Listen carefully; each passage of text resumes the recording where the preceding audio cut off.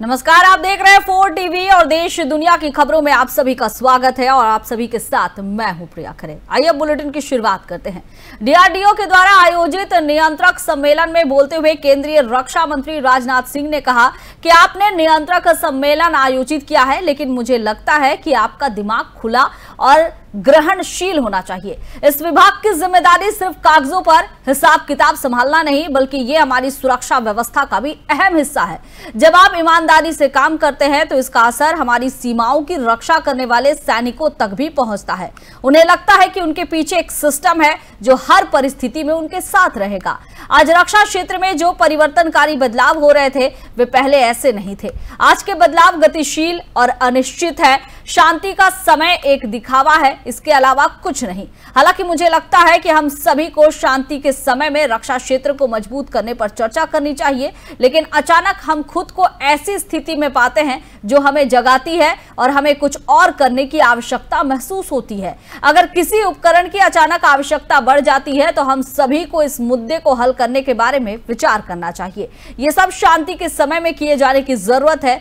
वित्तीय प्रबंधन को ध्यान में रखते हुए हम सभी को रक्षा अर्थशास्त्र में एक कदम और आगे बढ़ाना चाहिए और इसके पीछे कारण यह है कि पूरा विश्व पुनः शस्त्रीकरण के एक नए युग की ओर बढ़ रहा है और इस क्षेत्र में कई पूंजी निवेश भी किए जा रहे हैं।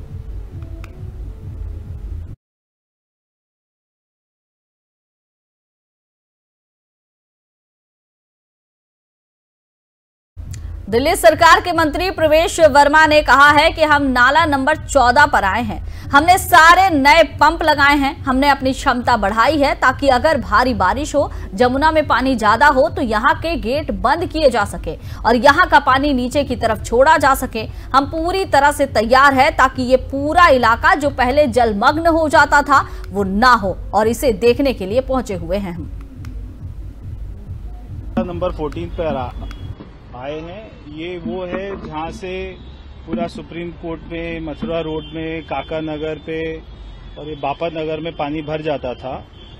तो यहाँ पर हमने इसको देखा कि सारे हमने नए पंप लगाए हैं, सारे हमारी जो क्षमता थी उसको बढ़ाया है ताकि अगर बारिश ज्यादा आती है, यमुना में पानी ज्यादा होता है तो यहाँ से गेट बंद करके यहाँ के पानी को, जो नाले का पानी है, उसको पूरा डाउनस्ट्रीम में छोड़ा जाए।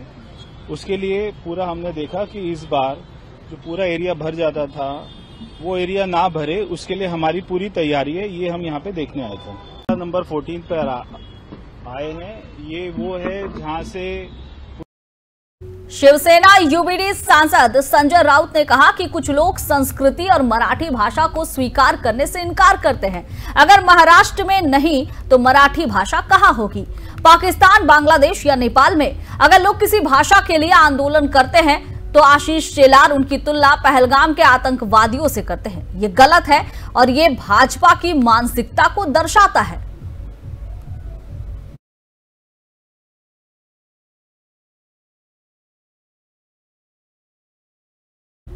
Federation of Indian chambers of commerce and industry के द्वारा आयोजित 11वें मक्का सम्मेलन में भाग लेते हुए केंद्रीय कृषि मंत्री शिवराज सिंह चौहान ने कहा कि मैं फिक्की से गहन चर्चा कर मुझे सिफारिशें भेजने का अनुरोध करना चाहता था।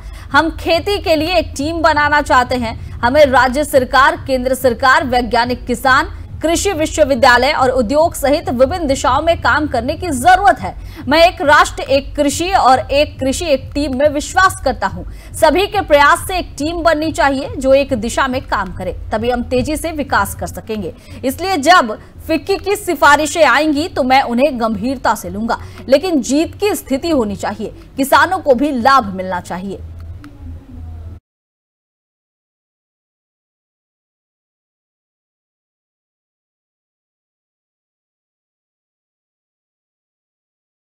बिहार में मतदाता सूची के स्पेशल इंटेंसिव रिवीजन पर राजद नेता तेजस्वी यादव ने कहा कि 5 जुलाई को हमने चुनाव आयोग से मुलाकात की थी और उनके समक्ष अपने सवाल रखे थे।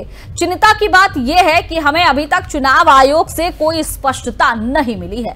आप सभी जानते हैं कि बिहार चुनाव आयोग केवल डाकघर के रूप में काम करता है और उसके पास जवाब देने का कोई अधिकार भी नहीं है।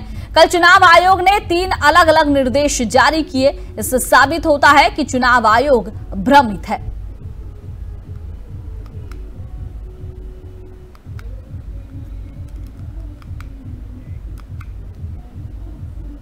एआईएमआईएम प्रमुख असदुद्दीन ओवैसी ने बिहार में मतदाता सूची के स्पेशल इंटेंसिव रिवीजन को चुनौती देने वाली याचिकाओं पर कहा कि हम अपनी पार्टी में बैठक कर चर्चा करेंगे और इस पर फैसला लेंगे। हम सिर्फ इतना कहना चाहते हैं कि इतने कम समय में आप एसआईआर कैसे कर पाएंगे?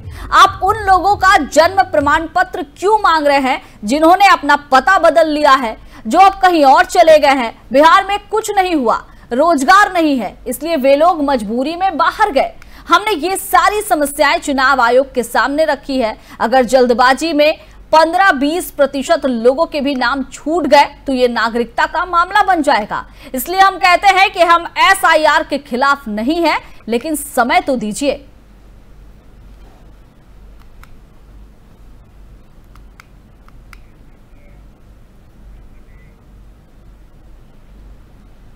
अशोक गहलोत के बयान पर राजस्थान के कैबिनेट मंत्री जोगाराम पटेल ने कहा कि कांग्रेस के प्रदेश अध्यक्ष गोविंद सिंह डोटासरा ने उन्हें सही जवाब दिया है।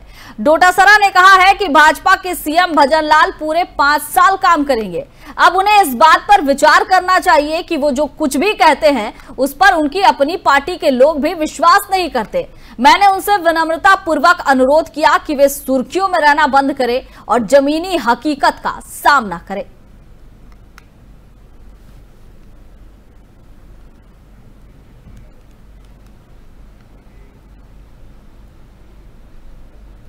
विपक्षी नेताओं ने किसानों के लिए समय पर बीज आपूर्ति की मांग को लेकर मुंबई विधानमंडल में विरोध प्रदर्शन किया। उन्होंने सरकार पर किसानों की जरूरतों की अनदेखी करने और कृषि गतिविधियों पर नकारात्मक प्रभाव डालने का आरोप लगाया है। आपको प्रदर्शन की ये तस्वीर दिखा रहे हैं। मुंबई विधानमंडल में विरोध चल रहा है। इस दौरान बीज आपूर्ति की मांग की गई है। बीज आपूर्ति की मांग को लेकर मुंबई विधानमंडल में जोरदार प्रदर्शन किया गया। कृषि गतिविधियों पर नकारात्मक प्रभाव डालने का भी आरोप लगाया। ये तस्वीर हम आपको दिखा रहे हैं जो कि मुंबई विधानमंडल की है। यहां पर विरोध प्रदर्शन किया गया। बीज आपूर्ति की मांग को लेकर विरोध प्रदर्शन किया गया। कहा जा रहा है कि सरकार सही ढंग से काम नहीं कर रही है, बीज की आपूर्ति नहीं हो रही है और इससे अपनी मांग को स्पष्ट रूप से जाहिर करने के लिए विरोध जताया जा रहा है।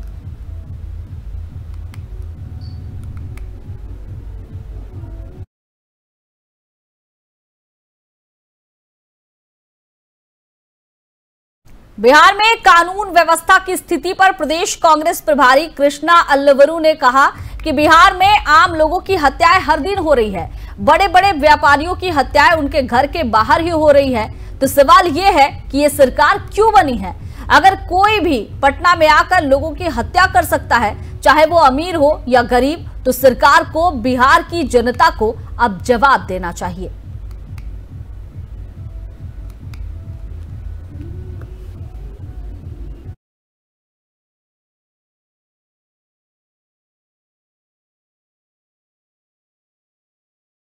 लगातार हत्याएं हो रही है और इन हत्याओं पर सवाल उठाए जा रहे हैं। विपक्ष इसे आड़े हाथों ले रहा है।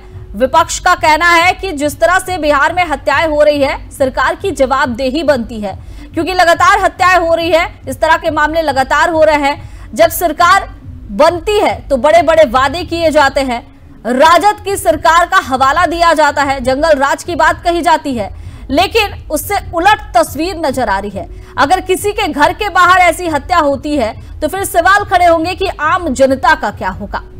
एक स्कूल संचालक की गोली मारकर हत्या कर दी जाती है। इस पर सवाल उठना तो लाजमी है कि ऐसे रसूखदार बड़े लोगों की अगर हत्याएं हो रही हैं तो फिर आम जनता की अगर हत्याएं होती है तो फिर उन्हें पूछने वाला कौन है?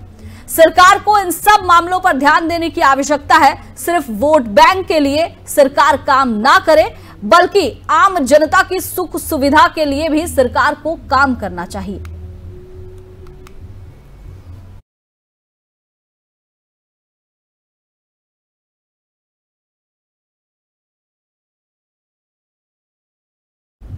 हिमाचल प्रदेश में मंडी से भाजपा सांसद कंगना रनौत ने बाढ़ से प्रभावित परिवारों से मिलने के लिए पहुंची। नाचन विधानसभा क्षेत्र के सेज पंचायत का उन्होंने दौरा किया।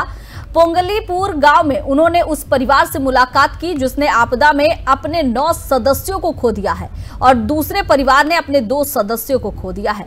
बारिश के मौसम में ऐसी स्थिति लगातार नजर आती है। आपदा प्रबंधन टीम इस दौरान जुटी हुई है और मंडी से सांसद है कंगना रनौत, वो पहुंची है। इस दौरान वो पीड़ित परिवार से मुलाकात कर रही है। एक पीड़ित परिवार ने अपने 9 सदस्यों को इस आपदा में खो दिया है, उनसे मिली है, उनका दुख बांटा है। इसके साथ ही एक परिवार ने अपने 2 सदस्यों को खो दिया है, उनसे भी भाजपा सांसद कंगना रनौत मिलने पहुंची है, उनका दुख बांट रही है। मंडी में बाढ़ की स्थिति है, भूस्खलन हुआ है और इस दौरान कई लोग अपनों को गंवा चुके हैं। उनसे हालचाल जानने के लिए, उनका दुख बांटने के लिए भाजपा सांसद पहुंची हुई है।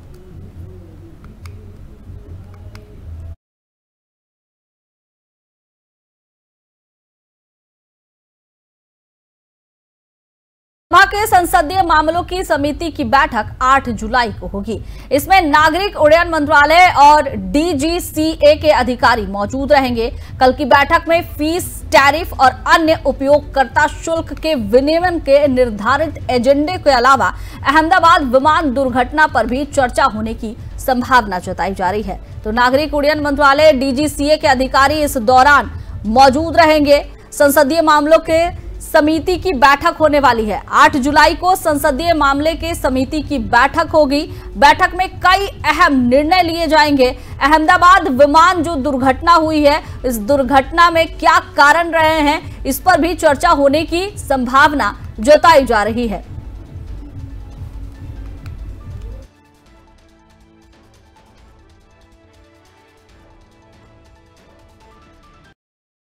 भारतीय सेना प्रमुख जनरल उपेंद्र द्विवेदी ने आज मेजर बचवाला रोहित की असाधारण पेशेवर कुशलता और कर्तव्य से परे निस्वार्थ प्रतिबद्धता का प्रदर्शन करने के लिए सराहना की। 5 जुलाई को सैन्य अस्पताल झांसी से अपने गृहनगर हैदराबाद के लिए छुट्टी पर जाते समय वे एक महत्वपूर्ण चिकित्सा हस्तक्षेप में शामिल हुए, जिसमें सैन्य सेवा के उच्चतम मानकों का उदाहरण दिया गया।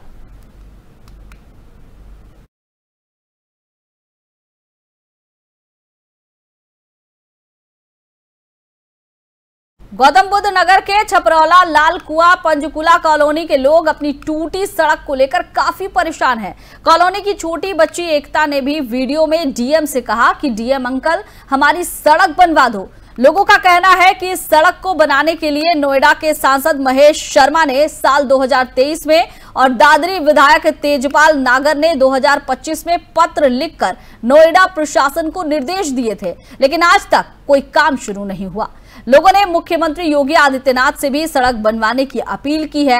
कॉलोनी के बुजुर्ग, महिलाएं और बच्चे सभी एक साथ आवाज उठा रहे हैं कि बारिश के मौसम में गड्ढों में पानी भर जाता है, लोग कीचड़ में फंसकर परेशान होते हैं। स्थानीय लोगों का कहना है कि उनका इलाका ग्रेटर नोएडा प्राधिकरण के वर्क सर्किल 1 में आता है, लेकिन वहां कोई अधिकारी झांकने तक नहीं आता। अब लोग उम्मीद कर रहे हैं कि मुख्यमंत्री और डीएम उनकी आवाज जरूर सुनेंगे और जल्द ही सड़क बनवाने का काम शुरू होगा। यहाँ विधायक है तेजपाल सिंह जी और सांसद हैं महेश कुमार जी और मुख्यमंत्री है योगी आदित्यनाथ जी। क्या उनसे कहना चाहते हैं? मैं कहना चाहता हूँ कि इस रोड का कैसे ही करके निर्माण कराया जाए। एक बार यहाँ का लोकेशन क्षेत्र भाई बता दीजिए पूरा। ड्रीम पब्लिक स्कूल और न्यू वैली स्कूल एक लैंडमार्क है यहाँ पे, यानी कि पंचकुला 2 कॉलोनी, लाल कुआं, गौतम बुद्ध नगर। पंचकुला फर्स्ट, न्यू वैली और ड्रीम के बीच का रास्ता है। अच्छा। और मैं ज्यादा से ज्यादा ये कोशिश करता हूँ, प्रार्थना करता हूँ अपनी तरफ से कि इस रास्ते के लिए कुछ निर्माण कराया जाए। ये सड़क पे हम जब स्कूल टाइम पर जाते हैं तो यहाँ से हम गिर जाते हैं, बाहर हम फिर घर जाते हैं, अपने कपड़े चेंज करते हैं, उसके बाद हम फिर से आते हैं। जब भी हमारे को प्रॉब्लम होती है तो इसकी वजह से हम जा नहीं पाते हैं। फिर मम्मी कहती है कि क्यों, इसलिए सरकार को, डीएम अंकल से मैं कहती हूँ कि हमारे लिए रोड बनवाते हैं। ग्रेटर नोएडा प्राधिकरण के अंतर्गत वर्क सर्किल 1 में कुछ जगहों पर हमने देखा, हमारी टीम ने पड़ताल की कि सड़कों और गलियों का जो हाल बेहाल है बरसात में। हमारे पीछे आप देख रहे हैं जनता खड़ी है जो कि मुख्यमंत्री योगी आदित्यनाथ जी से अपनी एक पुकार, अपनी एक याचिका या अपनी एक अधिकार की मांग करती है कि हम इस नरक जीवन में चलने में मजबूर हो गए हैं। यहाँ से बच्चे बूढ़े जब निकलते हैं, स्कूलों में बच्चे पहुंचते तो यहाँ पानी गलियों में भरा रहता है। तो आइए हम आपको ग्रेटर नोएडा प्राधिकरण के अंतर्गत जो ये पंचकुला 2 कॉलोनी है, इसमें जो सड़कों की जो मार ये जनता झेल रही है, आपको उनसे अवगत कराते हैं, उनसे वार्ता कराते हैं। सर, क्या नाम है आपका? लायक राम शर्मा। लायक जी, क्या मामला है जो आज आप ये खड़े हो? आज मामला ये है जी, हम ये सड़क जो ज्यादा खराब है रही है, हमने 23 कागज की कार्रवाई करी। नहीं, मतलब अब मैं देख रहा हूँ आपके हाथ में कागज है जो कि माननीय महेश शर्मा सांसद जी का है। इसमें मैंने देखा लिखा हुआ है कि डीएम मनीष वर्मा जी को जो है 23 नवंबर 2023 में यहाँ एक लेटर प्राप्त होता है डीएम साहब को, जिसमें लिखा है पंचकुला 2 छपरोला ग्रेटर नोएडा में राहुल चौधरी के मकान से लेकर न्यू एकलेवे स्कूल तक एक सड़क बनाई जाएगी जिसकी लंबाई 160 मीटर है। ये संपर्क सूत्र जो है श्री किरणपाल सिंह है, जिनका मोबाइल नंबर भी यहाँ एक दर्ज है। हम बताना चाहते हैं अपने कैमरे मैन के माध्यम से कि मोबाइल नंबर जो है 9891808357 है। तो जाहिर सी बात है पब्लिक के हाथ में एक पत्र है जो कि एक माननीय सांसद का है। नोएडा के सांसद हैं महेश शर्मा जी। महेश शर्मा जी ने ये पत्र जो है 23 नवंबर 2023 को डीएम गौतम बुद्ध नगर को ये लिखा था, जिसमें लिखा है श्री मनीष कुमार वर्मा जिला अधिकारी जनपद गौतम बुद्ध नगर। इस पर जो है कार्रवाई थोड़ी आगे बढ़ाई जाए। तो जनता की जो ये पुकार है कि डीएम साहब जो है इस क्षेत्र का थोड़ा सा देखें। उनके जो अधीनस्थ अधिकारी हैं, यहाँ कर्मचारी जो हैं ग्रेटर नोएडा प्राधिकरण क्षेत्र वर्क सर्किल के कभी यहाँ नहीं आते हैं, तो लोगों की ये मांग भी है कि यहाँ आए और यहाँ के हालातों को देखें, क्योंकि ये एक कोर वोट है उत्तर प्रदेश चुनाव विधानसभा और साथ की। तो आप सर क्या मांग करना चाहते हैं मुख्यमंत्री जी से? हम ये हमारी सड़क बन जानी चाहिए। सबसे पहले हम बहुत परेशान हैं, सड़क पर निकलने में हमें बहुत परेशानी होती है। बड़े बूढ़े आदमी है, पाँव रपट जाए तो हड्डी टूट जाएगी। इस जल्दी से जल्दी हमारी सड़क का निर्माण करा जाए।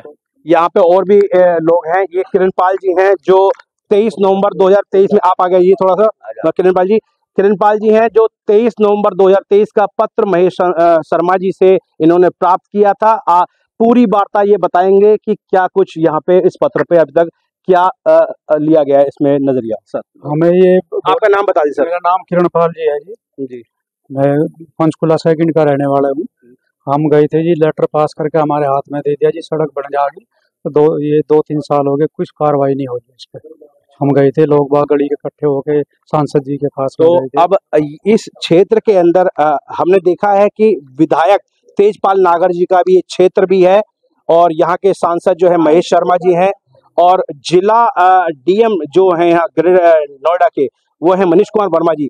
इन सभी वरिष्ठ अधिकारियों से और नेता गण से जो जनप्रतिनिधि हैं, इनके माध्यम से मुख्यमंत्री से क्या मांग करना चाहते हैं? एक बार हम मुख्यमंत्री जी से ये बात करना चाह रहे हैं जी, हमारे रास्ते बने, हमें सुविधा मिले।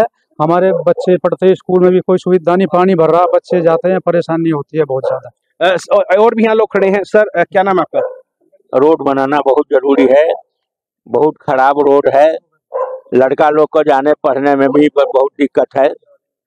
देखिए, ये बुजुर्ग हैं और आप देख रहे हैं ये लाचार भी हैं और इस नरकीय सड़क पर चलने के लिए मजबूर भी हैं। तो कहीं ना कहीं प्रशासन की जो थोड़ी लापरवाही है वो नजर आती है। हमारे साथ कुछ महिलाएं भी हैं यहाँ पर, ये अपनी मांगे रखेंगी। क्या यहाँ पे दिक्कतें आती हैं आपको? भैया परेशानी है, तुम्हें ना दिख रहा है? यहाँ दिख रहा है ना, तो नरक भर रहा है यहाँ। नहीं, मीडिया को दिखाई दिया, आपकी दर्द को समझते हुए यहाँ आए हैं, इसलिए हमको 10 साल हो गए। जिसको नहीं दिखाई दे रहा उसके लिए थोड़ा बताएं, सरकार को नहीं दिखाई दे रहा। हाँ, 10 साल हो गए मैं रहते यही हाल है यहाँ। गले नगा पानी तो सारा यहाँ में मर रहा है, इधर जा रहा, हमारा पानी की रास्ता ही नहीं है कहीं। नहीं, कभी कोई अधिकारी गण आते हैं? कोई नहीं आते, हैं तो अपने उधर ही के उधर चले जाते हैं होके, इधर कोई। देखिए, हमारे साथ जनता में और भी यहाँ पे वरिष्ठ लोग हैं। यहाँ पे माननीय डॉक्टर साहब भी हैं, यहाँ गली के चिकित्सक भी हैं। ये देखते हैं सभी की दुविधाओं को, आपको बताएंगे। सर, क्या दिक्कतें आ रही हैं? दिक्कत बहुत परेशानी है। महिला हमारे बच्चे यहाँ से स्कूल होके जाते हैं, गिर जाते हैं, कपड़े खराब हो जाते हैं, 2-2 4-4 बार परेशानी आती है। और महिलाएं इतनी सरकार को कोसती हैं कि भाई अब की बार नई सरकार। देखिए, बहुत बड़ी बात कही है यहाँ के लोगों ने, अगर सुविधा देंगे तो वोट मिलेगा। तो इसका सीधा अर्थ है, अगर सुविधा मिलती है तो वोट दी जाएगी, अगर सुविधा नहीं होती है तो इस बार जनता का मन जो है प्रतिनिधि खुद आकर जांच लें। तो तमाम जानकारियों के साथ मैं Indresh Sharma, 4TV news channel. फिलहाल इस बुलेटिन में बस इतना ही। आप देखते रहिए 4TV। नमस्कार।